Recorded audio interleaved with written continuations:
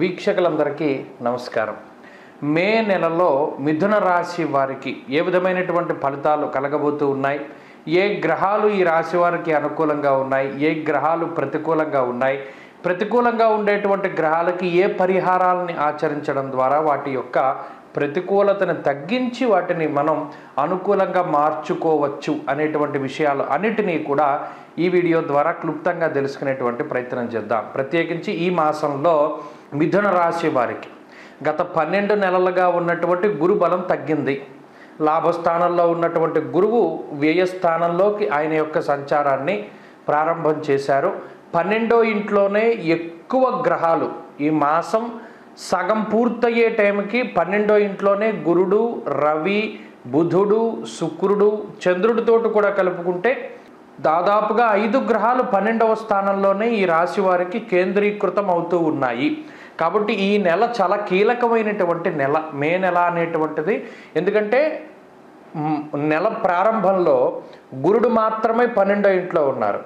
ఆ తదుపరి ఒక్కొక్క గ్రహం 12వ ఇంట్లోకి రావడం వల్ల అక్కడ 5 గ్రహాలు పెరిగిపోయాయి. మరి వ్యయము అనగా 12వ స్థానానికి ఉండేటువంటి పేరు వ్యయస్థానము. ఎప్పుడైతే ఈ వ్యయస్థానంలోకి ఇన్ని గ్రహాలు కూడుతూ ఉన్నాయో మనం చాలా జాగ్రత్తగా ఉండాలి. ఎందుకంటే ఖర్చులు పెరుగుతాయి. వ్యయము అంటే ఖర్చు. వ్యయే కృతే వర్ధత ఏవ నిత్యం. ఖర్చు పెట్టే కొద్దీ పెరిగేది ఏదైనా ఉంది అంటే అది విద్య మాత్రమే. ఆ ఒక్క విషయం గుర్తుపెట్టుకోండి. మిగతా ఏదైనా సరే మనం ఖర్చు పెడితే ఖర్చు అయిపోవలసిందే. అందువల్ల మరి ఈ ఖర్చులు ఎలా పెరుగుతాయి, ఏ గ్రహం వల్ల ఏ విధమైన ఖర్చులు వస్తాయి అనేటువంటి విషయాన్ని దృష్టిలో పెట్టుకుని మాసం ప్రారంభంలో ఏ విధంగా ఉన్నారు, చివరిలో ఏ విధంగా వస్తారు అనేటువంటిది చెప్పుకుందాం. ఇక్కడ ఈ మే నెల 1వ తారీఖు నుండి 10వ తారీఖు మధ్యలో ఒక గురుగ్రహం మాత్రమే 12వ స్థానంలోకి వస్తారు. మిగతా గ్రహాలన్నీ రవి, శుక్రుడు, బుధుడు లాభస్థానంలో ఉన్నారు. అంటే ఈ మే 1 నుండి 10 వరకు కూడా సాధారణమైన పరిస్థితులే ఉంటాయి. ప్రత్యేకించి అంత శ్రమ పడవలసినటువంటి పరిస్థితులు ఏమీ ఉండవు. ఏదైనా ఇబ్బందులు, చిన్నపాటి ఇబ్బందులు ఈ రాశి వారికి తలెత్తినా కూడా వాటిని మీరు దాటగలుగుతారు. శారీరక శ్రమ కానీ, ఆర్థిక ఇబ్బందులు కానీ, అనారోగ్య సమస్యలు కానీ ఇవేవి కూడా అంతగా ఇబ్బంది పెట్టడానికి అవకాశాలు లేవు. 10వ తారీఖు వరకు సాధారణమైన పరిస్థితే ఉన్నది. ఇక 10వ తారీఖు నుండి 20వ తారీఖు మధ్యలో కనుక చూస్తే రవి అలాగే శుక్రుడు 2వ స్థానంలోకి వచ్చేస్తున్నారు. అలాగే ఇక్కడతోటి 3 గ్రహాల యొక్క యుతి జరుగుతూ ఉన్నది. ఈ మిథున రాశి వారికి దశమంలో కుజరాహువులు చాలా బలీయమైనటువంటి గ్రహాలుగా ఉన్నారు.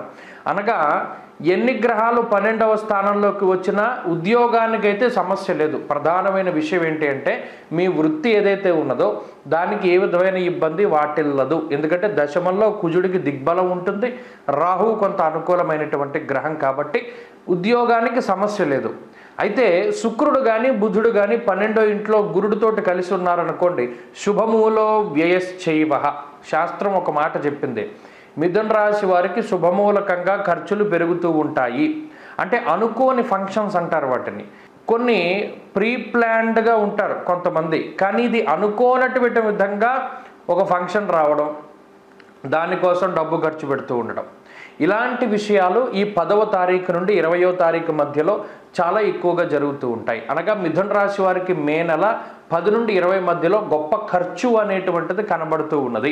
వాటికి మీరు చాలా జాగ్రత్తగా ఉండాలి. అంతేగాక అదే సమయంలో రవి యొక్క మార్పు ఎప్పుడైతే జరిగిందో దానివల్ల ఈ వేడి, ఎండ తీవ్రత వల్ల వచ్చేటువంటి వాతావరణ మార్పుల ద్వారా వచ్చేటువంటి రకరకాలైనటువంటి సమస్యలతోటి బాధపడడానికి కూడా అవకాశం ఉంటుంది. ఆ విషయాన్ని కూడా ఈ రాశి వారు దృష్టిలో పెట్టుకోవాలి.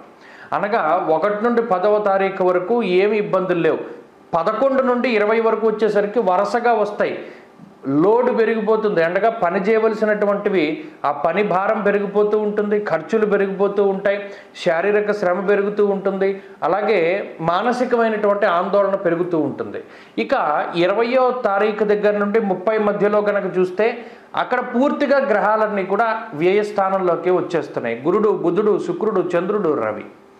ఇన్ని గ్రహాలు ఉండడం స్థానచలనాన్ని సూచిస్తూ ఉన్నది. అనగా 15వ తారీఖు దాటిన తర్వాత నుండే స్వస్థాన నాశనం చేయవా బంధురోగో ధనక్షయం. ఇక్కడ ఖర్చు అనేటువంటిది ఎలా అవుతుందో చెప్తున్నాడు చూడండి. అది మీ కుటుంబ సభ్యుల వల్ల అవ్వచ్చు, మీ బంధువుల వల్ల అవ్వచ్చు, మీ మిత్రుల వల్ల అవ్వచ్చు, ఎలాగైనా సరే డబ్బు ఖర్చు పెడతారు. అంటే మే నెల అంతా కూడా కొంత ఎక్కువగా ఎక్స్పెండిచర్ అనేటువంటిది ఎక్కువగా ఉన్నది. సో ఈ విషయాన్ని మీరు గుర్తుపెట్టుకోవాలి. అయితే ఆదాయానికి ఏమైనా సమస్య ఉందా? ఏ విధమైనటువంటి సమస్య లేదు. ఆదాయం మాత్రం ఖర్చుకు తగ్గట్టుగానే వస్తుంది. ఇది ఒక మంచి విషయంగా చెప్పుకోవచ్చు. దీనికి కారణం కూడా ఏంటి? వృత్తికి ఇబ్బంది లేదు. కావాలని ఏదైనా మీరు వృత్తిలో మార్పులు చేస్తే తప్పితే, స్వయంకృతాపరాధాలు ఉంటాయి తప్పితే సాధారణంగా ఏ విధమైనటువంటి ఇబ్బందులు ఉండవు. ఇక స్థానచలనానికి అవకాశం ఉంటుంది అన్నారు. అనగా మీరు ఉన్నటువంటి ప్రాంతాన్ని వదిలిపెట్టి వేరే ప్రాంతానికి వెళ్ళడానికి కానీ, చేస్తూ ఉన్నటువంటి ఉద్యోగ ప్రాంతం మార్పు చెందించడానికి కానీ, ఉద్యోగ మార్పుకు కానీ, స్థానము అనగా ఉన్నటువంటి ఇల్లు మార్పు కానీ, లేదా పని వేళల్లో మార్పు కానీ, అది ఏదైనా మార్పు జరగచ్చు. కొంత మార్పులు జరగడానికి అవకాశం ఉంటుంది 20 నుండి 30 వరకు కూడా. అలాగే 15వ తారీఖు దాటిన తర్వాత నుండి కూడా శారీరక శ్రమ కొంత అధికంగా ఉంటుంది. బర్డెన్ పెరుగుతుంది, మానసిక ఒత్తిడి అధికంగా ఉంటుంది, ఎక్కువ శ్రమించవలసినటువంటి పరిస్థితులు ఏర్పడతాయి. ఇవన్నీ కూడా ఉద్యోగస్తులు ప్రధానంగా గుర్తుపెట్టుకోవాలి. దూరభారాలు లెక్క చేయకుండా ఉద్యోగం కోసం వేరే వేరే ప్రాంతాలకి వెళ్ళి కష్టపడవలసినటువంటి పరిస్థితులు ఏర్పడతాయి. కుటుంబానికి కూడా కొంత దూరంగా ఉండవలసినటువంటి వాతావరణం ఏర్పడుతుంది. అలాగే కుటుంబ సభ్యులతోటి అనుకున్నంత స్థాయిలో సమయాన్ని గడపలేకపోవడం కూడా ఈ గ్రహస్థితి సూచిస్తూ ఉన్నది. ఇక వ్యాపార పరంగా ఈ మాసంలో మిథున రాశి వారికి సానుకూలమైనటువంటి పరిస్థితులే గోచరిస్తూ ఉన్నాయి.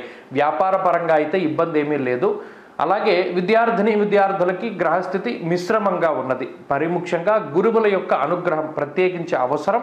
ఆ గురువుల యొక్క అనుగ్రహం ఉంటేనే కానీ అంత అనుకూలమైనటువంటి పరిస్థితులు ఉండవు. విదేశాలకు వెళ్ళి చదువుకోవాలి అన్నా, లేదా పోటీ పరీక్షల్లో మంచి ఫలితాలను సాధించాలి అన్నా గురువు యొక్క అనుగ్రహము, ఆయన యొక్క గైడ్ లైన్స్ చాలా ముఖ్యం. ఇక స్త్రీలకు ప్రత్యేకించి ఈ గ్రహ సంపత్తి వల్ల మనోవ్యధలు ఎక్కువగా ఉంటాయి. అనగా మనం చెప్పినటువంటి పని వీళ్ళు చేయట్లేదే, లేదా కుటుంబ సభ్యులు మన మాట వినట్లేదే అనేటువంటి ఆలోచనే కొంత ఎక్కువగా ఉంటుంది. తర్వాత ఈ స్త్రీలు మిథున రాశి వారు పక్కవారిని తప్పుగా అర్థం చేసుకుంటూ ఉంటారు. దానివల్ల కూడా వీరు బాధపడుతూ ఉంటారు. ఇది ఈ మాసంలో ప్రధానంగా జరుగుతుంది. కాబట్టి ప్రత్యేకించి ఖర్చులు తగ్గించుకోవడానికే ప్రయత్నం చేయాలి. అలాగే శారీరక శ్రమ, ఆరోగ్యపరమైన ఇబ్బందులు తగ్గించుకోవడానికి ఎక్కువగా ఈ మాసంలో మిథున రాశి వారు సూర్యారాధన చెయ్యాలి. అలాగే విష్ణు ఆరాధన చెయ్యాలి. అనగా ప్రతి బుధవారం నాడు విష్ణు సహస్రనామ స్తోత్ర పారాయణ, అలాగే వీలున్నంత వరకు రోజు ఆదిత్య హృదయ స్తోత్ర పారాయణ. ప్రత్యేకించి దానాదులు ఇవ్వవలసి వచ్చినప్పుడు గురువారం నాడు కేజింపావు శనగలను గనక దానం చేసినట్టయితే ఈ ఖర్చు అనేటువంటిది తగ్గుతుంది. అలాగే ఈ మాసంలో పూర్తిగా ఎల్లో కలర్ని, వైట్ కలర్ని, అలాగే గ్రీన్ కలర్ని, రెడ్ కలర్ని కూడా కొంత అవాయిడ్ చేయండి. సాధ్యమైనంత వరకు మిగతా రంగుల్ని మీరు ధరించడానికి ప్రయత్నం చేయండి. దానివల్ల ఏమవుతుంది అంటే మంచి ఫలితాలు వస్తాయి. స్వస్తి.